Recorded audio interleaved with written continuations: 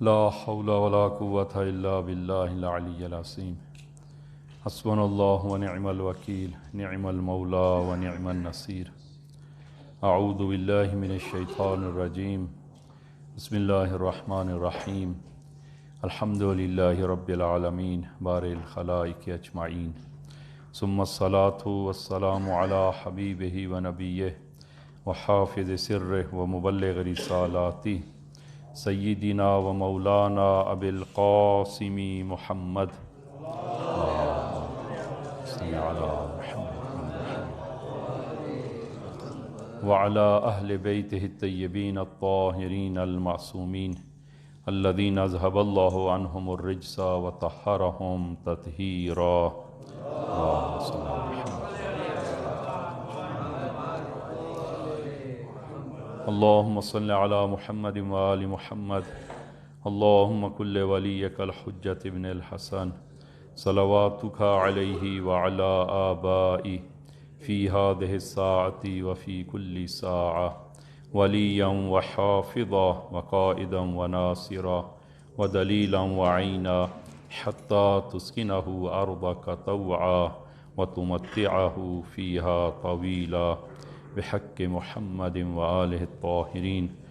اما بعد قال اللہ تبارک و تعالی بسم اللہ الرحمن الرحیم یا ایہا الذین آمنوا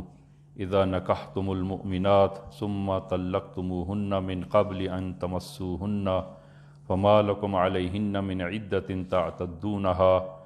فمتعوہن وسرحوہن سراحا جمیلا اوصیکم و نفسی بتقوی اللہ۔ عزیزان، خطبہ اول میں اپنے آپ کو اور آپ عزیزان کو تقوی الہی کی وصیت کرتا ہوں کہ انشاءاللہ خداوند عالم یہ تقوی ہم سب کو عنایت فرمائے۔ گزشتہ ہماری بات سورہ احزاب میں اور آج سورہ احزاب کی آیہ نمبر 49 آپ عزیزان کی خدمت میں تلاوت کی ہے کہ ارشاد خداوندی ہوتا ہے یا ایھا الذین آمنوا، اے ایمان والو، اے لوگو جو ایمان لائے ہو، اذا نکحتم المؤمنات، جب تم مومن عورتوں سے نکاح کرو، ثم طلقتموہن من قبل ان تمسوہن، اور پھر انہیں ہاتھ لگانے سے پہلے طلاق دے دو، فما لکم علیہن من عدت تعتدونہا، تو تمہاری طرف سے ان پر کوئی عدت لازم نہیں ہے جس کے پورا ہونے کا تم مطالبہ کر سکو، فمتعوہن وسرحوہن سراحا جمیلا، اور انہیں کچھ مال دو اور بھلے طریقے سے رخصت کر دو۔ اس سورہ مبارکہ سورہ احزاب کی ابتدا میں بھی طلاق کا مسئلہ زیر بحث آیا اور زید بن حارث اور زینب بنت جحش کی ازدواج اور طلاق کا مسئلہ اسی سورہ کی ابتدا میں بیان ہوا، اور پھر دوبارہ سورہ احزاب کی آیہ نمبر 49 میں خداوند عالم نے طلاق کے اس حکم کو دوبارہ پھر بیان فرمایا۔ تو بطور مقدمہ عرض کریں کہ ممکن ہے کہ میاں اور بیوی کے درمیان مختلف وجوہات کی بنا پر سازگاری نہ ہو سکے اور ان کے درمیان نباہ نہ ہو سکے، اور وہ ایک دوسرے سے جدا اگر ہونا چاہیں اور جدا ہوئیں، تو جب جدائی اور طلاق تک بات جا پہنچے تو اس صورت میں خاتون طلاق لینے کے بعد وہ عدت گزارتی ہے۔ البتہ بعض موارد میں عدت کا گزارنا لازم نہیں ہے، کہ وہ عرض کریں گے کہ بعض موارد میں عدت ہے اور بعض موارد میں عدت نہیں ہے۔ تو عدت سے مراد یہ ہے کہ جن موارد میں طلاق کے بعد خاتون کو عدت گزارنا لازم ہے، تو عدت سے مراد یہ ہے کہ وہ ایک معین وقت ہے کہ اس وقت میں اس دوران وہ خاتون کسی دوسرے مرد کے ساتھ شادی نہیں کر سکتی، اور وہ مدت گزرنے کے بعد پھر خاتون کسی اور سے وہ ازدواج اور شادی کر سکتی ہے۔ عدت کے حوالے سے کچھ لوگوں کا ایک غلط تصور وہ موجود ہے کہ وہ اور یہ اشتباہ ہے کہ بعض لوگ جو ہے وہ اس اشتباہ کا شکار ہوتے ہیں کہ عدت گزارنے کی علت کیا ہے، وجہ کیا ہے۔ کہ اگر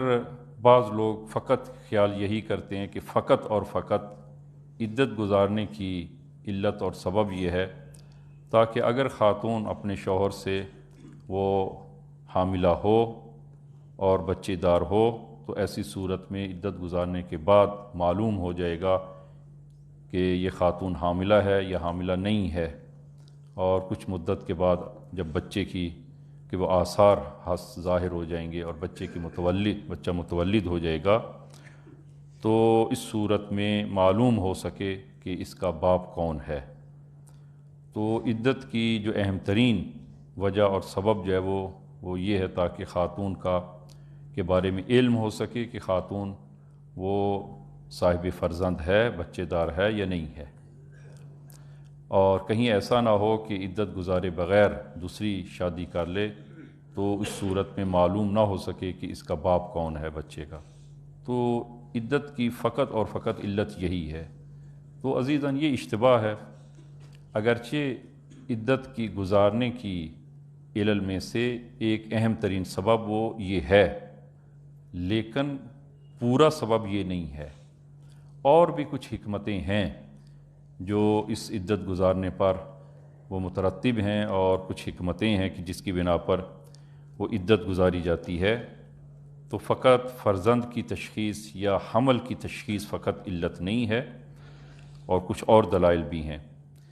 کہ ان میں سے ایک دلیل اس کی وہ عاطفی اور احساساتی پہلو بھی ہے۔ عدت گزارنے میں ایک احساساتی اور عاطفی پہلو بھی ہے،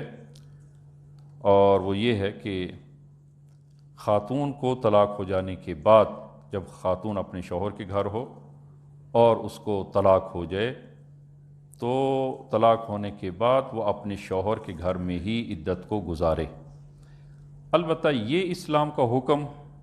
کہ ظاہراً جو ہے وہ لگتا ہے ایسا ہے کہ کہیں پر بھی اس حکم کی تعمیل نہیں ہوتی، اس حکم کو پورا نہیں کیا جاتا، اور عام طور پر یہی ہوتا ہے کہ خاتون کو پہلے اس کے والدین اور میکے بھیجتے ہیں، اور جب خاتون اپنے میکے چلی جاتی ہے تو بعد میں اس کو طلاق دے دی جاتی ہے، جبکہ اسلام میں یہ سراسر غلط ہے۔ اگرچہ اس حکم پر کہیں پر بھی عمل نہیں ہوتا۔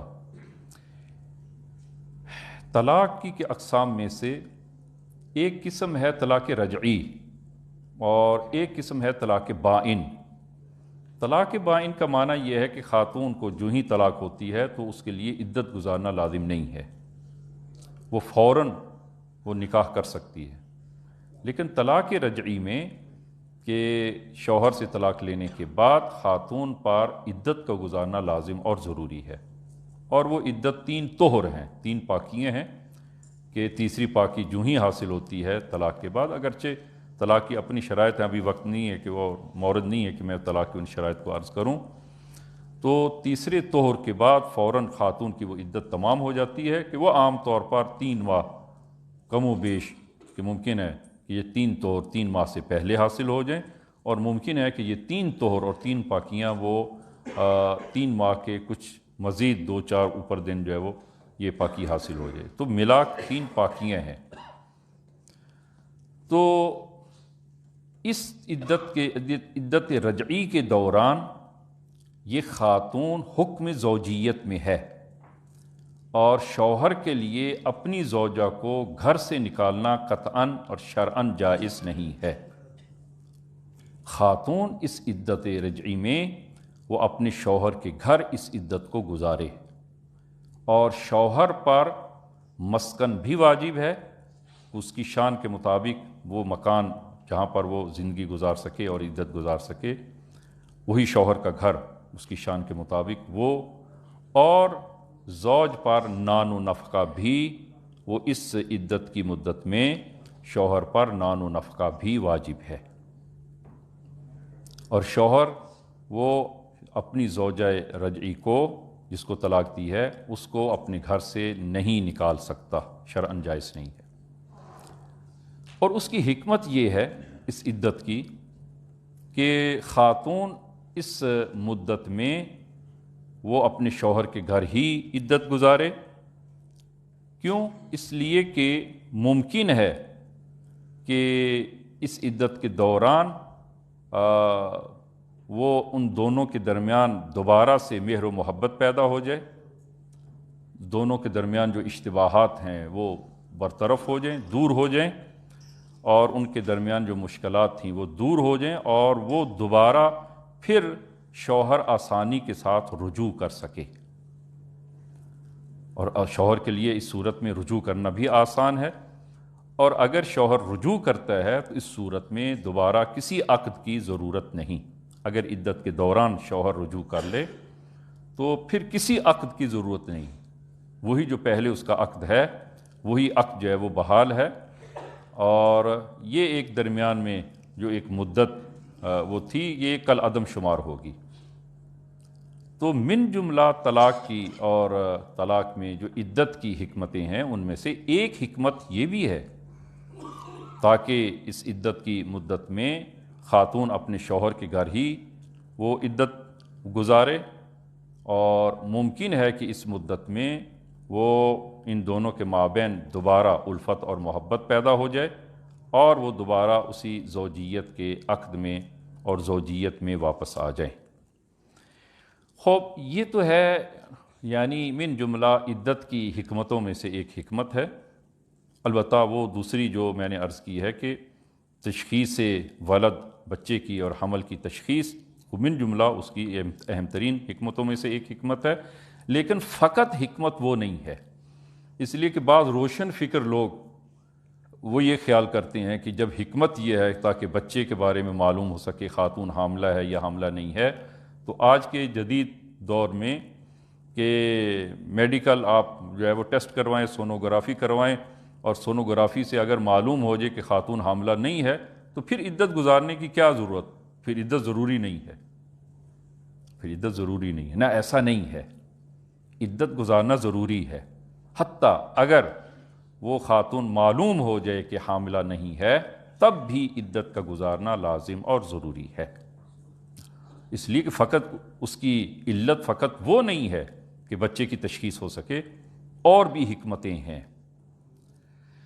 لہذا ایک عام طور پر بعض لوگ جو ہے وہ اشتباہ کرتے ہیں اور روشن فکری کا جو ہے وہ زیادہ مظاہرہ جو ہے وہ کیا جاتا ہے، یہ ہے طلاق رجعی میں۔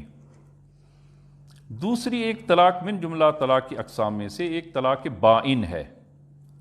طلاق بائن کی بھی آگے اقسام ہیں، تو جو اس آیہ مبارکہ میں جو خداوند عالم نے جس کو بیان فرمایا ہے ہم اسی کو فقط جو ہے وہ بیان کرتے ہیں اور عرض کرتے ہیں کہ اگر خاتون کا نکاح ہو،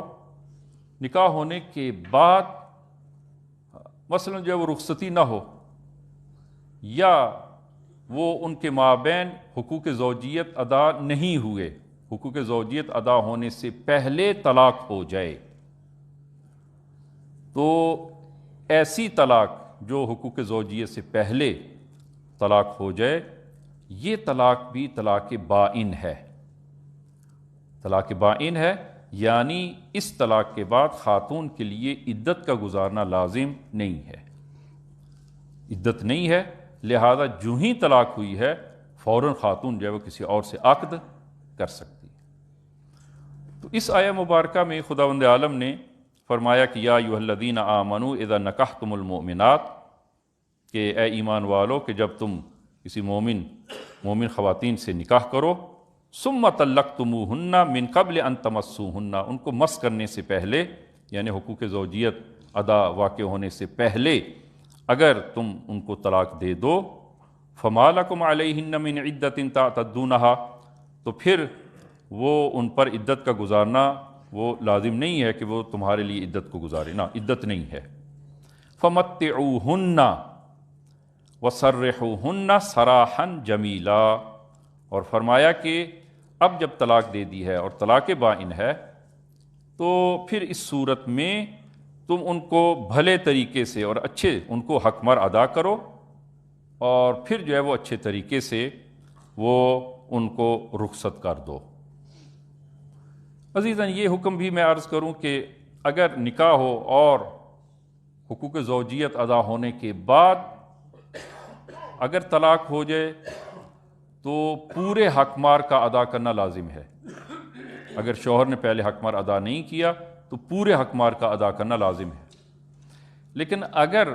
حقوق زوجیت سے پہلے اگر طلاق ہو جائے تو اس صورت میں فمتعوہن، یہ آیہ مبارکہ فرماتی ہے کہ فمتعوہن، ان کو وہ ادا کرو، کہ جو روایات میں وارد ہوا ہے یعنی نصف آدھا حق مار ان کو ادا کرو. آدھا حق مار کا ادا کرنا شوہر پر لازم ہے. وَسَرِّحُوهُنَّ سَرَاحًا جَمِيلًا، اور بھلے اچھے طریقے کے ساتھ اگر وہ جدائی پر مجبور ہو جائیں تو ایسی صورت میں وہ اچھی جدائی ان کے مابین ہونی چاہیے. تو عزیزاً جدائی تو بالآخر جو ہے وہ زوج اور زوجہ کے درمیان کوئی جدائی جو ہے وہ اچھی چیز نہیں ہے، اور خداوند عالم اور اسلام کے نزدیک کوئی پسندیدہ عمل نہیں ہے. جس طرح کہ امام صادق صلوات اللہ وسلام علیہ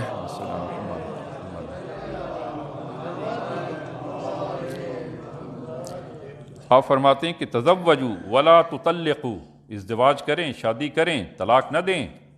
ولا تطلقوا فإن الطلاق يهتز منه العرش، طلاق سے عرش الہی ہل جاتا ہے، عرش الہی ہل جاتا ہے. لیکن اگر انسان مجبور ہو، خود بالآخر جو ہے وہ زوج اور زوجہ، جس طرح کہ ابتدائی اسلام میں بھی، رسول خدا کے دور میں بھی کچھ طلاقیں واقع ہوئی ہیں، لیکن جب طلاق پر نوبت آ جائے تو پھر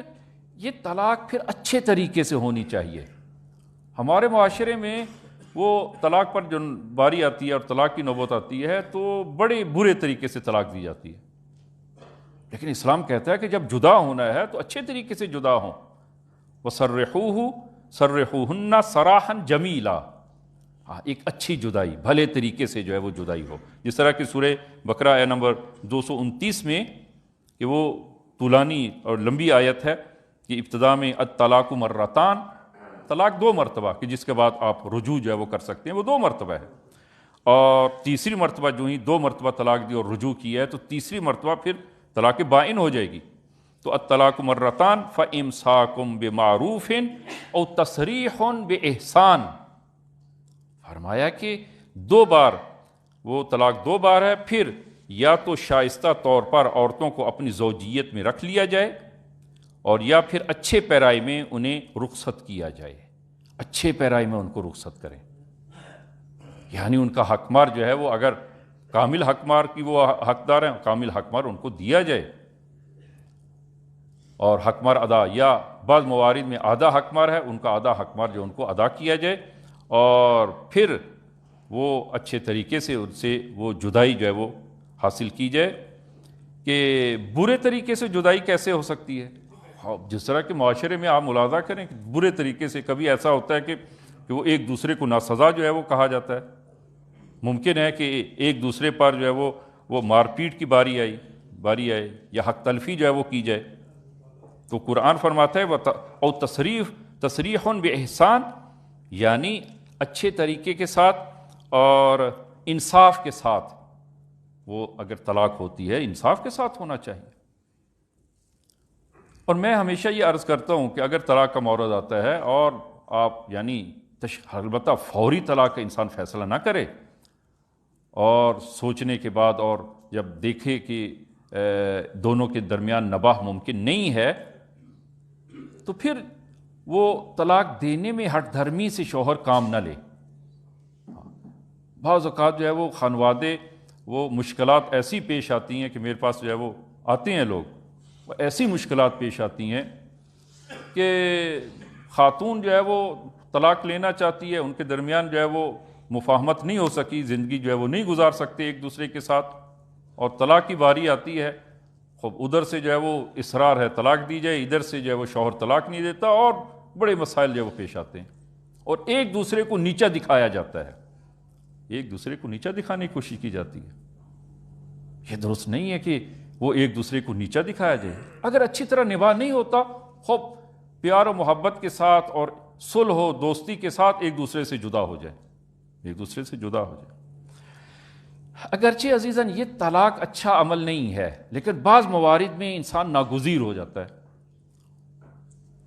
لیکن ہمیں دیکھنا یہ ہے کہ بالآخر بعض اوقات ایسے مواقع بھی پیش آئے ہیں، ایسے مورد بھی پیش آئے ہیں کہ نکاح کو 1 سال ہوئے 2 سال ہوئے اور جو ہے وہ طلاق کی نوبت آ گئی ہے، آ جاتے ہیں کہ جی طلاق جو ہے وہ جاری کرنی ہے۔ ان مشکلات کو دیکھا جائے، عوامل کو دیکھا جائے کہ بالآخر کہ اب پہلے کی نسبت طلاق کی نسبت بڑھ گئی ہے، معاشرے میں بہت زیادہ ہو گئی۔ ابھی مجھے حقیقت نہیں معلوم کہ تقریباً جو ہے وہ ظاہراً کہ ہر 10 وہ شادیوں میں 3-4 طلاق کی نوبت آ جاتی ہے، 3-4 طلاقیں، 4 طلاقیں حتماً ہیں۔ طلاق کی نسبت جو ہے وہ بڑھ گئی ہے۔ ان کے عوامل کو دیکھا جائے کہ اس کے عوامل کیا ہیں تاکہ ان کو برطرف کیا جائے۔ میں چند ایک عوامل اور پھر جو اسلام میں ایک پسندیدہ گھرانہ ہے اور ایک پسندیدہ گھرانے کی خصوصیات کیا ہیں، چند ایک وہ آپ عزیزان کی خدمت میں جو عرض کروں گا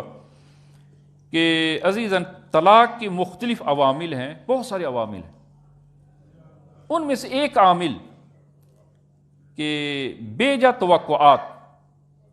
زوجہ کی اپنے زوج سے بے جا توقعات ہیں، اسی طرح زوج کی اپنی زوجہ سے بے جا توقعات ہیں۔ یہ بے جا توقعات نہیں ہونی چاہیے ایک دوسرے کے ساتھ، اور وہ توقعات جب انسان بے جا توقعات کو رکھتا ہے ایک دوسرے سے تو نتیجہ کیا نکلتا ہے؟ زندگی میں وہ محبت باقی نہیں رہتی، اور ایسی صورت میں اور یہ توقعات بھی ایسی ہیں کہ جو ظاہراً جو ہے وہ ایک لامحدود قسم کی توقعات ہوتی ہیں، بعض اوقات جو ہے وہ دیکھنے میں آتا ہے۔ اور دوسری چیز جو ہے وہ رقابت یعنی کہ دوسروں کی دیکھا دیکھی، کہ مثلا جو ہے وہ فلاں نے شادی کی ہے اور وہ ہمارے خاندان میں وہ کس طرح رہ رہے ہیں اور رفاہانہ ان کی زندگی ہے، تو ہماری زندگی جو ہے وہ پھر ایسی کیوں نہ ہو۔ جہاں سے توقعات دوسروں کی دیکھا دیکھی اور توقعات جو ہے وہ پیدا ہوتی ہیں، اور پھر توقعات جب پوری نہیں ہوتی وہاں پر وہ میاں اور بیوی کے درمیان وہ ایک خلا آنا شروع ہوتا ہے۔ تو پہلی بات تو یہ کہ انسان کو یہ معلوم ہونا چاہیے کہ ہر انسان ہر چیز کا مالک نہیں ہو سکتا۔ انسان اپنی اس وہ حیثیت اور مقام کے اندر رہتے ہوئے جو ایک حقیقت و واقعیت ہے اس کے اندر رہتے ہوئے ایک دوسرے سے توقعات رکھیں، اس سے زیادہ توقعات نہ رکھی جائیں۔ اسی طرح یہ بے جا توقعات جو ہیں اس کا نتیجہ جو ہے وہ کیا نکلتا ہے، اور یہ کہاں سے پیدا ہوتی ہیں؟ دوسروں سے وہ دیکھا دیکھی، دوسروں کے ساتھ جو ہے وہ انسان مقابلہ جب کرتا ہے، وہ عام اصطلاح میں ایک اصطلاح، البتہ وہ لفظ شاید اردو میں بھی ریس کرنا، ایک دوسرے سے مقابلہ بازی جو ہے وہ دوسروں کی دیکھا دیکھی، چشم ہم چشمی جو ہے وہ فارسی میں کہا جاتا ہے، چشم ہم چشمی۔ یا انسان میں اعتماد نفس نہیں ہے، شوہر میں بیوی میں اعتماد نفس نہیں ہے، وہاں پر جو ہے یہ شروع ہو جاتی ہیں بے جا توقعات۔ اسی طرح جو ہے وہ عدم تربیت، خانوادگی تربیت ہی نہیں ہے، نہ شوہر کی ہے نہ بیوی کی ہے۔ اسی طرح قناعت کا نہ ہونا، زندگی میں قناعت نہیں ہے۔ اسی طرح جو ہے وہ بعض اوقات زوج اور زوجہ جو ایک دوسرے کے مناسب نہیں ہے، ان کی شادی ہو جائے، وہاں پر مشکلات پیدا ہونا شروع ہو جاتی ہیں۔ تو یہ ازدواج سے پہلے دیکھا جائے کہ یہ لڑکا اور لڑکی جن کی شادی ہو رہی ہے یہ ایک دوسرے کے مناسب بھی ہیں یا مناسب نہیں ہیں۔ اور اسی طرح جو ہے وہ آج کل جو ہے وہ تبلیغات کا دور تو بہت زیادہ ہے، اور تبلیغات جو ہے وہ انسان جو ہے وہ مختلف یہ میڈیا پر جو تبلیغات اور وہ چیزیں جو دکھائی جاتی ہیں اور دوسروں کے گھرانوں کو گھروں کو دکھایا جاتا ہے، وہاں سے بے جا توقعات آنا شروع ہو جاتی ہیں۔ اسی طرح ضعف اعتقادی، اعتقاد انسان کی ایمان اور اعتقاد ضعیف ہے، وہاں سے جو ہے یہ پیدا ہونا شروع ہوتی ہیں۔ تو عزیزاً یہ پہلی چیز جو ہے وہ بے جا توقعات، یہ زوج اور زوجہ کے درمیان، میاں اور بیوی کے درمیان بے جا توقعات نہیں ہونی چاہیے۔ ایک دوسری قسم جو ہے وہ دوسرا سبب وہ تنوع طلبی۔ اب تنوع طلبی سادہ سا معنی اس کا عرض کروں کہ شادی کی ہے، اب ممکن ہے تنوع طلبی لڑکے کی زوج کی طرف سے ہو، ممکن ہے زوجہ کی طرف سے ہو۔ شادی کی 1 سال ہوا، 2 سال ہوا، اور یہ شوہر جو ہے وہ اب کسی اور کی طرف جو ہے وہ دیکھ رہا ہے، کسی اور کی طرف، اور وہ چاہتا ہے کہ مثلاً کہ وہ ایک اور زوجہ، نئی زوجہ اختیار کرے، اس کے بعد ایک اور زوجہ کی طرف ہے۔ یہ تنوع طلبی جو ہے وہ باعث بنتی ہے کہ زوج اور زوجہ کے درمیان تلخی پیدا ہو اور مسئلہ جو ہے وہ جدائی تک پہنچے۔ وہ انسان کے اندر وہ، اور یہ چیز انسان میں، انسانی خاندان کی بنیادوں کو سست کر دیتی ہے یہ چیز، اور انسان میں عفت جنسی اور قناعت نفسی جو ہے وہ ہونی چاہیے۔ تیسرا عامل، اور یہ بھی بہت اہم عامل ہے، وہ ہے شادی کے بعد جو اطرافی لوگ ہیں ان کی دخالت، بیجا دخالت۔ اور یہ عزیزان بہت زیادہ شادی کے بعد خاندانوں میں یہ چیز بہت زیادہ عام ہے، اور جس کے نتیجے میں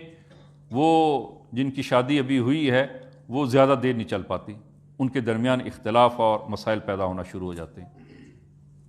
مثلاً جو ہے وہ اطرافیان کی دخالت، مثلاً جو ہے وہ ساس ہے، سسر ہے، اس کی نندیں ہیں یعنی شوہر کی بہنیں ہیں، اسی طرح اور ممکن ہے کہ کچھ لوگ جو شوہر کی طرف سے وہ دخالت کرتے ہوں، اسی طرح وہ خاتون کی طرف سے وہ دخالت کرنے والے لوگ جو ہے وہ اس کی ماں ہے، اس کی بہنیں ہیں، اور دیگر اور بہت سارے جو ہے وہ یہ اطرافیان جو اطراف میں لوگ ہیں، اور خصوصاً ساس اور سسر، یہ دخالت نہ کریں بلکہ مراقبت اور نظارت رکھیں، مداخلت نہ کریں، مداخلت نہ کریں۔ اور یہاں سے وہ بہت سارے مسائل جو ہم نے دیکھی ہیں جو طلاق کے نوبت پہنچی ہے، وہ یہ ہے کہ یا ساس کا ہے یا نندیں ہیں، یا اسی طرح جو ہے وہ دوسری طرف وہ لڑکی کی ماں ہے، شوہر کی ساس ہے، اور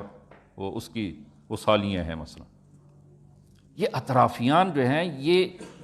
اس مسئلے ازدواج میں، یہ ابھی دو جوان جو ازدواجی زندگی میں منسلک ہوئے ہیں، ان کو زندگی کرنے دیں، یہ بھیجا مداخلت نہ کریں۔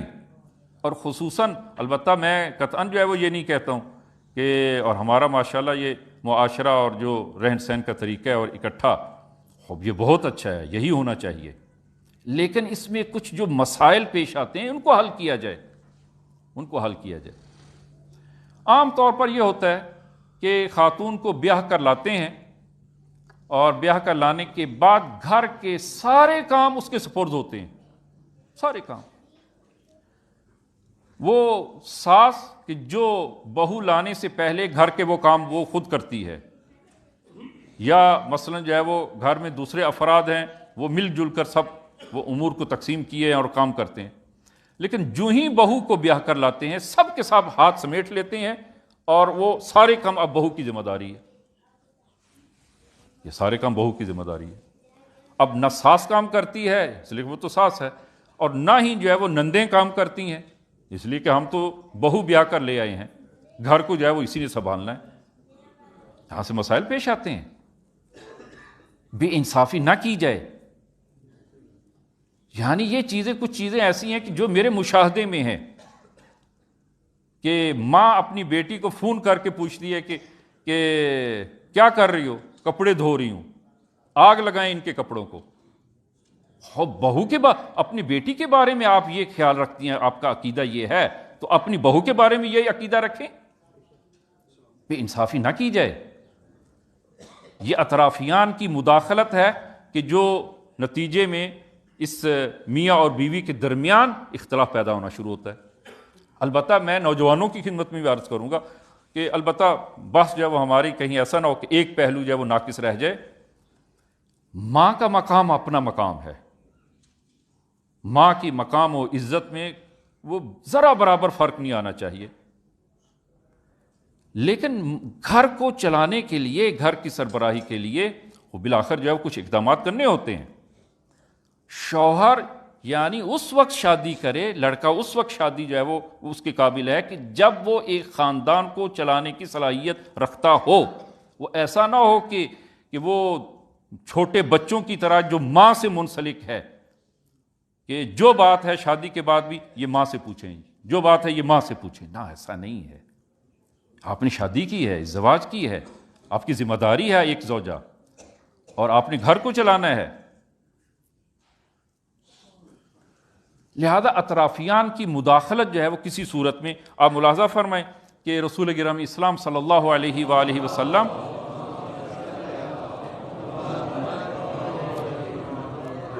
دوسرے یا تیسرے دن آپ حضرت زہرا کے گھر تشریف لاتے ہیں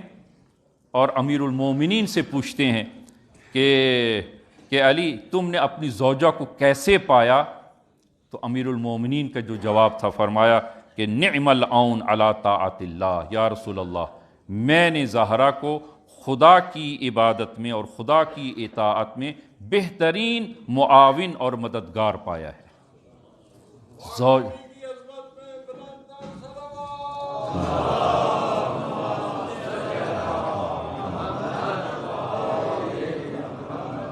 اور جب حضرت زہرا سے پوچھا گیا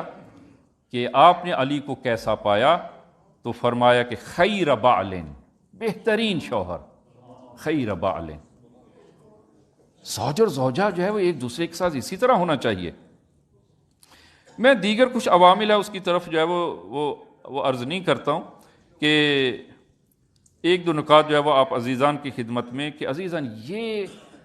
ایک خاندان، زوج اور زوجہ مل کر جب ایک خاندان کو تشکیل دیتے ہیں، خداوند عالم کے نزدیک نہایت مقدس اور محبوب ترین یہ خاندان ہے کہ جو تشکیل پایا ہے، اور خداوند عالم نے اس کو اپنی آیات اور نشانیوں میں سے اہم ترین نشانی قرار دی ہے۔ اور یہ شاید بھی یہ بیان میں نے پہلے کبھی عرض کیا ہو کہ سورہ روم میں آپ ملاحظہ کریں آیت نمبر 20 سے 25 تک، کہ تقریباً یہ 6 آیات ہیں، اور ان 6 آیات میں خداوند عالم نے مسلسل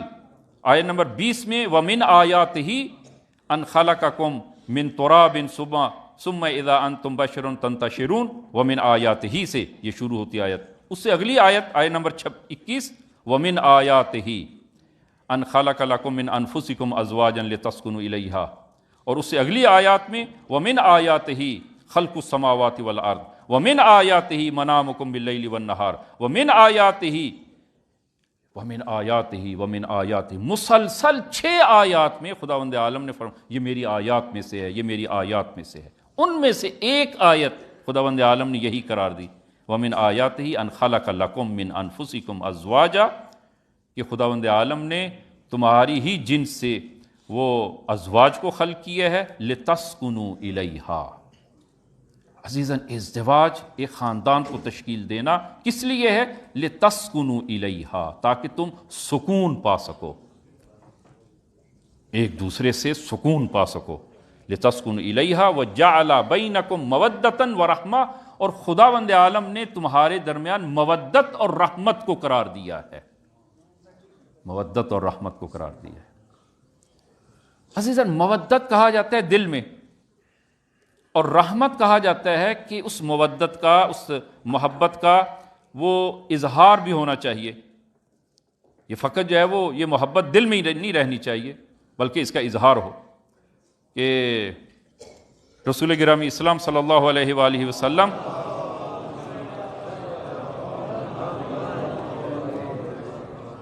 امام صادق کی خدمت میں شخص حاضر ہوتے ہیں، یا جبنا رسول اللہ، کہ کہیں سے ایک شخص گزرتا ہے امام کے ساتھ، ایک اور صحابی ہے، تو اس نے عرض کیا یا ابن رسول اللہ، مجھے اس شخص سے، یہ ابھی جو گزرا ہے، اس سے بڑی محبت ہے۔ تو امام نے فرمایا کہ رسول خدا، میرے جد رسول خدا نے فرمایا کہ اذا احب احدکم اخاہ فلیعلمہ، کہ جب انسان کو کسی سے محبت ہو، کسی بھائی سے محبت ہے، کسی مومن سے محبت ہے، تو اس کا اعلان بھی کرے، اسے بتائے بھی، اعلان یعنی محبت فقط دل میں ہی نہ رکھے، اس کا اعلان بھی کرے۔ انسان کو اپنی اولاد سے محبت ہے، اس کا اظہار بھی کرے، اظہار بھی لازم ہے۔ زوجہ سے محبت ہے، اس کا اظہار بھی کرے۔ اور یہ حدیث آپ ملاحظہ فرمائیں کہ رسول گرامی اسلام صلی اللہ علیہ وآلہ وسلم سے یہ حدیث ہے، فرمایا کہ قول الرجل للمرأة، کہ مرد جو ہے وہ اپنی خاتون سے، اپنی زوجہ سے جو ہے وہ جب یہ کہتا ہے کہ انی احبک کا، کہ میں تم سے محبت رکھتا ہوں اور مجھے تم سے محبت ہے، لا یذهب من قلبها ابدا، اور اس کے دل میں یہ بات کبھی بھی ختم نہیں ہوتی، اس کے دل میں وہ بات نقش ہو جاتی ہے، نقش ہو جاتی ہے، اس کا اظہار کرے، فقط دل میں نہ رکھے۔ لہذا قرآن میں خداوند عالم نے فرمایا کہ ہم نے وہ مودت اور محبت دونوں ہم نے جو ہے وہ ان کے دلوں میں قرار دی ہیں۔ خب ایک چیز جو ہے وہ کہ یہ 6 آیات میں خداوند عالم نے ومن آیاتہ ومن آیاتہ فرمایا کہ تمہاری ہی جنس سے وہ ہم نے خلق کیا ہے لتسکنوا الیہا، تاکہ تم سکون پا سکو۔ عزیزاً، یہ اسلام کی نگاہ میں ایک خاندان کی اہمیت کیا ہے اس کو ملاحظہ کریں کہ سورہ طور آیہ نمبر 21، میں اس کو ایک قصے کی شکل میں جو ہے وہ عرض کروں آپ عزیزان کی خدمت میں۔ سورہ طور آیہ نمبر 21 کہ جب محشر برپا ہوگا اور تمام اولین و آخرین جب اس میدان محشر میں اکٹھے ہوں گے تو حساب کتاب ہوگا، اور اہل بہشت میں تو ایک شخص جو ہے وہ بڑی جلدی سے بہشت میں جو ہے وہ آ جائے گا۔ خوب جب وہ بہشت کے دروازے پہ پہنچے گا تو اپنے دائیں بائیں دیکھے گا، پیچھے مڑ کے دیکھے گا۔ فرشتے کہیں گے کیا دیکھ رہے ہو میاں، آپ جائیں جنت میں، جنت کے دروازے آپ کے لیے کھلے ہیں، جو ہے وہ بسم اللہ آپ داخل ہوں۔ کہے گا کہ میرے بیوی بچے کہاں ہیں، میرے بیوی بچے کہاں ہیں، میرے ماں باپ کہاں ہیں، میرے بیوی بچے کہاں ہیں۔ فرشتے کہیں گے کہ وہ بھی انشاءاللہ آ جائیں گے، جنت میں آ جائیں گے، ابھی آپ تو چلیں۔ کہیں گے نا، میں تو نہیں جاؤں گا، جب تک میرے بیوی بچے، میرے ماں باپ اور بیوی بچے نہیں آ جاتے میں اندر داخل نہیں ہوں گا۔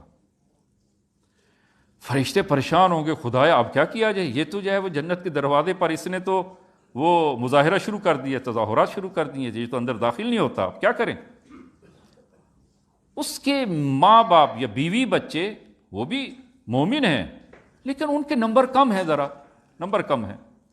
مثلا 50 نمبر ہیں، اس کے نمبر 100 ہیں، فوراً جنت میں آ گیا۔ میں یہ مثال سمجھانے کے لیے عرض کروں، میں آیات کو عرض کروں گا کہ بیوی بچوں کے نمبر 50 ہیں تو خداوند عالم فرمائے گا کہ ہاں، اسے کہیں گے کہ وہ حساب کتاب میں ہے، حساب جو ہی ان کا کلیئر ہوتا ہے وہ بھی جنت میں آ جائیں گے۔ کہ نام میں نہیں جاؤں گا، خدایا اب کیا کریں۔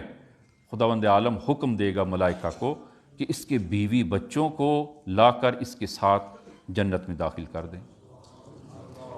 فرشتے پھر کہیں گے خدایا مثلا جس کے 100 نمبر ہیں اس کا جنت میں درجہ ایک بلند درجہ ہے،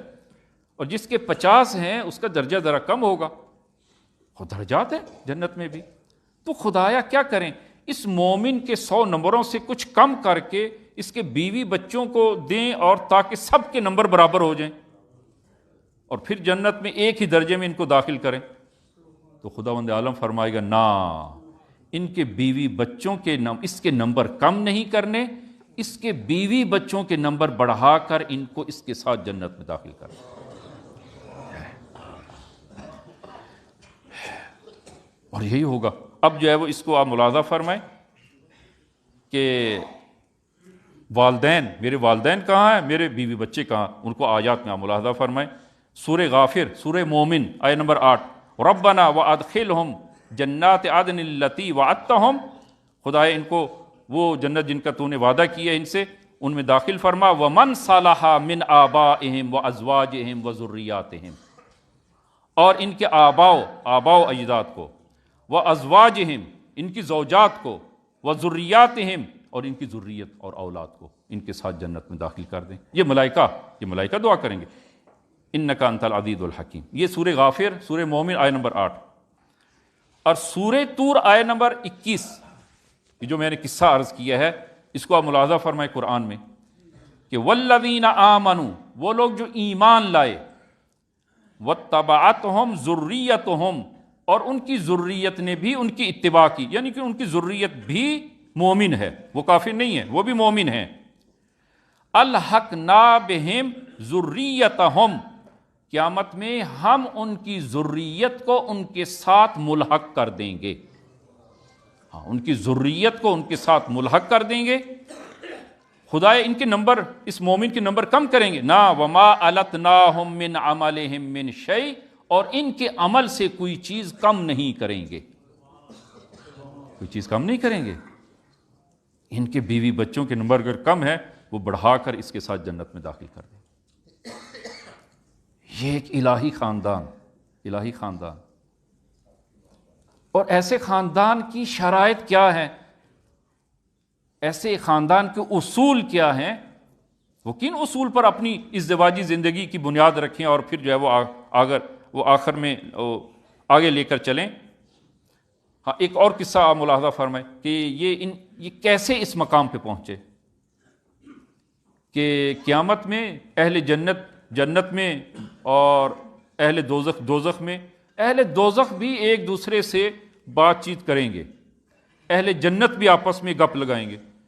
اہل جہنم سے بات بھی کریں گے. قرآن میں ذکر ہے جنت والے جہنم والوں سے بات کریں گے، جہنم والے جنت والوں سے بات کریں گے. یہ جو اہل سعادت، اہل بہشت ہیں، یہ آپس میں اکٹھے ملیں گے، ایک دوسرے کی زیارت کریں گے، ایک دوسرے کو دعوت دیں گے. تو اکٹھے جب مل بیٹھیں گے، جس طرح کہ ابھی جو ہے وہ بزرگان، البتہ ادھر تو کم ہے، وہ بہرحال بہت کم ہے کہ بزرگ جو ہے وہ شام کو پارک میں اکٹھے مل کر جو ہے وہ گپ لگا رہے ہوتے ہیں. وہاں پر بھی جو ہے وہ گپ لگائیں گے. وہاں البتہ بوڑھا نہیں جائے گا، سب جوان جائیں گے جنت میں. کوئی بوڑھا جنت میں نہیں جائے گا، سب جوان جائیں گے جنت میں. البتہ بوڑھے جوان ہو کر جنت میں جائیں گے، بوڑھا نہیں ہوگا کوئی وہاں. تو گپ لگائیں گے. ان کی گپ کیا ہوگی، ان کی گپ کیا ہوگی؟ ان کی گپ جو ہے وہ کہ یہ ایک دوسرے سے پوچھیں گے تم کیسے جنتی ہوئے، تم نے کیا کیا جنتی ہوئے. تو جواب میں کہیں گے کہ سورہ طور آیت نمبر 25 میں فرمایا وَأَقْبَلَ بَعْضُهُمْ عَلَى بَعْضٍ يَتَسَاءَلُونَ. یہ ایک دوسرے سے ملیں گے، بیٹھیں گے اور ایک دوسرے سے سوال کریں گے کہ تم کیسے اہل بہشت ہوئے ہو. تو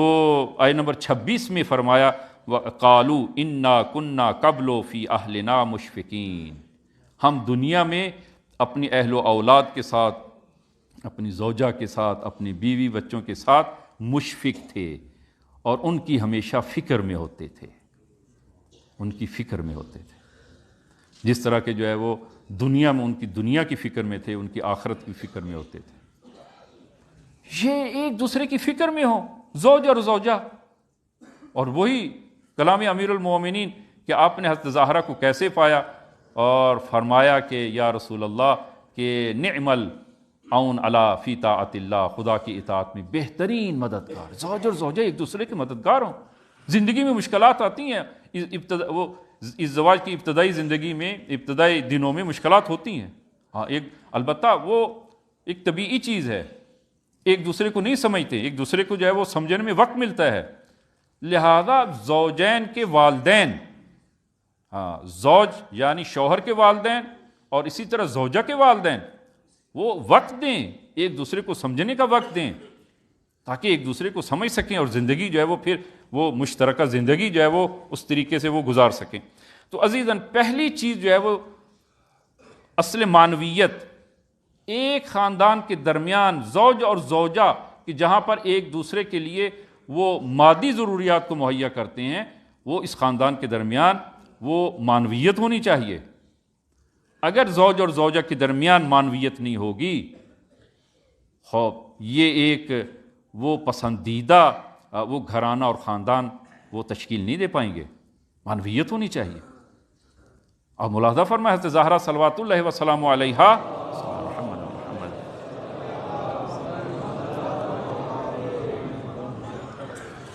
کہ جب امیر المومنین کے گھر تشریف لاتی ہیں تو پہلا کام جو آپ نے فرمایا، گھر کا جائزہ لیا اور جو ہے وہ کہا کہ امیر المومنین سے یا ابو الحسن کہ پہلے تو فرمایا کہ آج کی رات ہم خدا کی عبادت و بندگی کریں گے. دوسری چیز فرمائی کہ میں گھر میں یہ مکان مثلا جو ہے وہ یہ حصہ گھر کا یہ کونا میں اپنا مسلح اور اپنی بندگی کے لیے، خدا کی بندگی کے لیے اس کو قرار دیتی ہیں۔ گھر کا ایک حصہ، ایک کونا،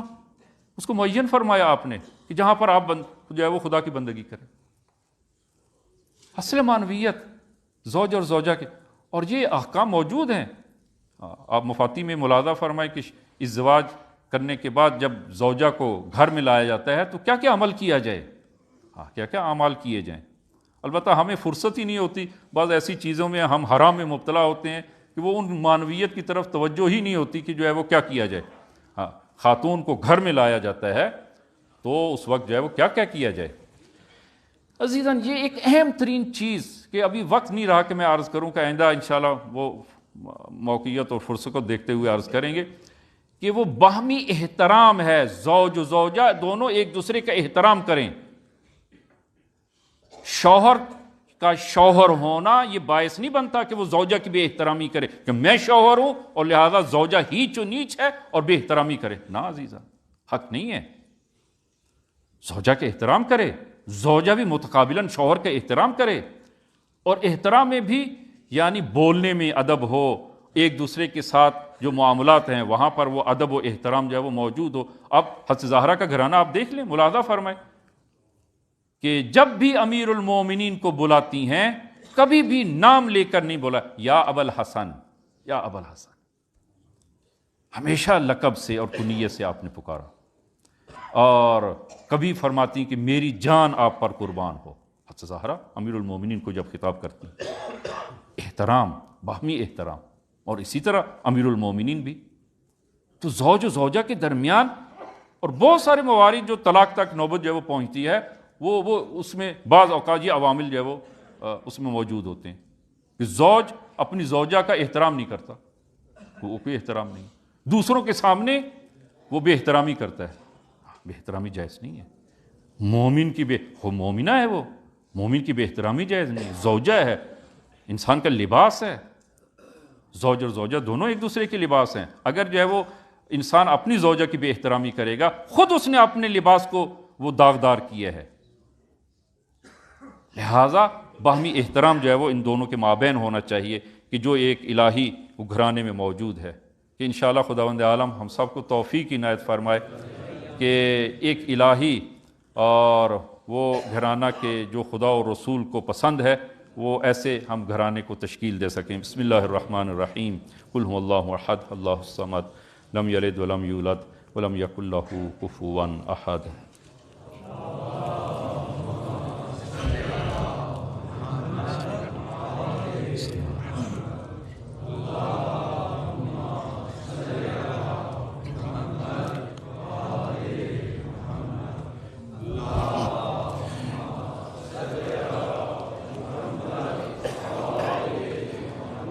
بسم اللہ الرحمن الرحیم، الحمد للہ رب العالمین، والصلاة والسلام علی محمد وآلہ الطیبین الطاہرین المعصومین۔ اللہم صلی علی محمد المصطفیٰ، اللہم صلی علی علی المرتضیٰ، اللہم صلی علی فاطمة الزہراء، اللہم صلی علی الحسن المجتبیٰ، اللہم صلی علی الحسین شہید بکربلا، اللہم صلی علی علی بن الحسین، اللہم صلی علی محمد بن علی، اللہم صلی علی جعفر بن محمد، اللہم صلی علی موسیٰ بن جعفر، اللہم صلی علی علی بن موسیٰ الرضا، اللہم صلی علی محمد بن علی، اللہم صلی علی علی بن محمد، اللہم صلی علی الحسن العسکری، اللہم صلی علی القائم المہدی، اللہم صلی علی محمد وآل محمد وعجل فرجہم وسہل مخرجہم۔ اوصیکم ونفسی بتقوی اللہ۔ عزیزاً خطبہ دوم میں بھی اپنے آپ کو اور آپ عزیزان کو تقوی الہی کی وصیت کرتا ہوں کہ انشاءاللہ خداوند عالم یہ تقوی ہم سب کو عنایت فرمائے۔ تو ہم عرض کر رہے تھے کہ ایک الہی خاندان تشکیل جو وہ دیا جائے، اور ایک خاندان کے درمیان وہ معنویت ہونی چاہیے، اور اگر جو معنویت نہیں ہوگی تو اس گھر میں اطمینان و سکون نہیں ہوگا، اور اس گھر سے جو اولاد متولد ہوگی، پیدا ہوگی، وہ بھی اس اولاد میں بھی آپ زیادہ کوئی توقع نہ رکھیں۔ اگر ایک باپ یا ماں اگر وہ نماز کی، روزے کی، دین کی پابند نہیں ہے تو وہ اولاد سے کیسے توقع رکھے گا وہ باپ کہ وہ دین کی پابند ہو؟ اس صورت میں ہی اولاد پابند ہوگی کہ جب باپ گھر میں دین کا مقید ہو اور نماز کا مقید ہو، قرآن کا مقید ہو، دینداری خود بچوں کے سامنے خوب دیندار ہو باپ، تو تب جو ہے وہ اولاد وہاں جا کر وہ ایک دیندار اور ایک وہ الہی وہ خاندان کی صورت میں۔ آپ اس قصے کو ملاحظہ فرمائیں کہ ابو الاسود الدؤلی بہت بڑا شاعر تھا، اور جس نے وہ قرآن کی یا اعراب گزاری کی ہے یا نقطے،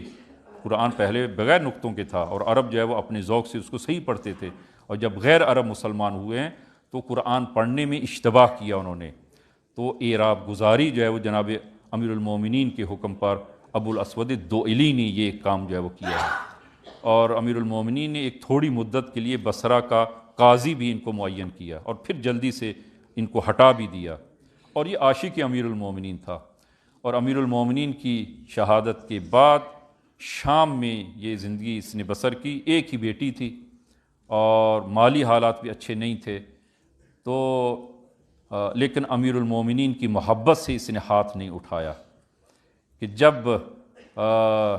وہ حاکم نے وہ اس کا اپنی طرف مائل کرنے کے لیے جو حربہ جو ہمیشہ اختیار کیا اس نے، وہی حربہ ابو الاسود الدؤلی کے ساتھ اختیار کیا کہ اس کا ایک مخصوص زعفرانی حلوہ ہوتا تھا، اس نے مخصوص زعفرانی حلوہ بنایا اور ایک تھیلی میں درہم و دینار ڈالے اور ابو الاسود الدؤلی کے گھر بھجوائے۔ جناب ابو الاسود الدؤلی گھر میں نہیں تھا، اکیلی بیٹی گھر میں تھی، بھوکی تھی، تو جب ان کارندوں نے لا کر یہ حلوہ اور درہم و دینار دق الباب کیا، بیٹی آئی اور اس کو تھمائے کہ یہ حاکم نے بھیجے ہیں، تو بیٹی بھوکی تھی، فوراً اس نے وہ حلوہ اٹھایا اور اپنے منہ میں ڈالا۔ اتنے میں جناب ابو الاسود الدؤلی پہنچتے ہیں اور دیکھا کہ یہ تو حاکم نے بھیجا ہے، تو بیٹی سے ایک جملہ کہا، بیٹی اگر یہ حلوہ تمہارے وہ حلق سے نیچے اتر گیا تو جان جاؤ کہ علی کی محبت تمہارے دل میں باقی نہیں رہے گی، علی کی محبت باقی نہیں رہے گی۔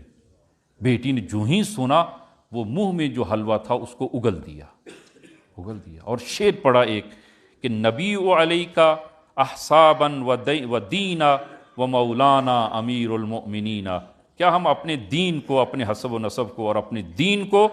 وہ بیچ دیں گے؟ اس حلوے اور دینار کے بدلے میں ہم اپنا دین بیچ دیں؟ مولانا امیر المؤمنین، جبکہ ہمارے مولا امیر المؤمنین ہیں۔ ابی الشہد المظعفری یبن ہند معاذ اللہ کیف یکون ھذا، یہ جو وہ زعفرانی حلوہ ہے، اس زعفرانی حلوے سے اے حاکم تم یہ سمجھتے ہو کہ ہم اپنا دین بیچ ڈالیں گے؟ فرمایا کہ معاذ اللہ کیف یکون ھذا، ہرگز ایسا نہیں ہو سکتا کہ ہم اپنا دین وہ بیچ دیں اور امیر المومنین کی محبت ہمارے دل میں باقی نہ رہے۔ عزیزاً، ایک الہی گھرانہ جب تشکیل پاتا ہے ایسے بچے وجود میں آتے ہیں۔ آخری نقطہ میں عزیزان کی خدمت میں، کہ وقت نہیں رہا کہ کچھ اور چیزیں میں نے عرض کرنی تھیں، کہ ایک تو یہ ہے کہ محبت ہونی چاہیے زوج اور زوجہ کے درمیان، اب اس کے شواہد خود ہے حضرت زہرا کی زندگی اور امیر المومنین کی زندگی سے کہ میں کچھ عرض کرتا وہ وقت نہیں آ۔ دوسری چیز کہ مشارکت و مساعدت، گھر میں زوج اور زوجہ ایک دوسرے کے مددگار بنے۔ البتہ عام طور پر یہ کیا جاتا ہوتا ہے،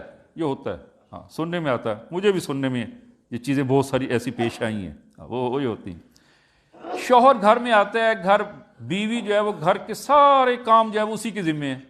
اب شوہر آ کر اس کا ہاتھ بٹاتا ہے تو کیا کہا جاتا ہے؟ یہ رن مرید ہو گیا،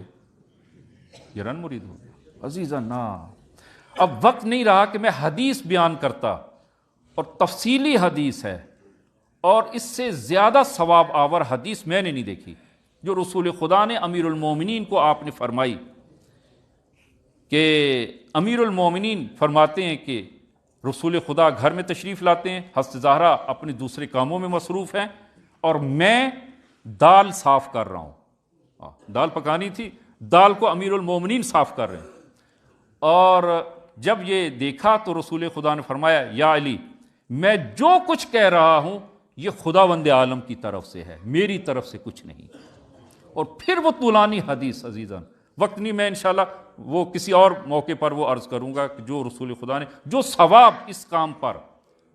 اہل خانہ کی جو ہے وہ ہاتھ بٹائیں، مدد کریں، اس سے محبت بھی بڑھتی ہے۔ یہ فقط جو ہے وہ ہاتھ بٹانے سے کام تو ہو ہی جائیں گے، وہ محبت بھی اس سے بڑھتی ہے کہ اس حدیث کا ایک جملہ فرمایا یا علی، امیر رسول خدا فرما رہے یا علی لا یخدم العیال الا، فرمایا کہ اپنی اہل و عیال کی کوئی خدمت نہیں کرتا، ان کی مدد نہیں کرتا، مگر الا صدیق او شہید او رجل یرید اللہ بہ خیر الدنیا والآخرہ، جو اپنے گھر والوں کی مدد کرتا ہے، فرمایا کہ یا وہ صدیق ہے، وہ شہید کا ہے، شہید کے مقام پر ہے، وَرَجُلٌ يُرِيدُ اللَّهُ بِهِ، خداوند عالم جس کی خیر دنیا و آخرت کی خیر چاہتا ہے اس کو یہ چیز عنایت کرتا ہے، خیر دنیا و آخرت جس کی چاہتا ہے۔ اور ایک آخری حدیث جو ہے وہ، وقت اوپر ہو گیا، آخری حدیث جو ہے وہ روایت کے الفاظ ہیں، فاتح خیبر، خندق و خیبر، وہ امیر المؤمنین، کہ وہ ایک ہی جملہ عرض کروں، خداوند عالم کے بعد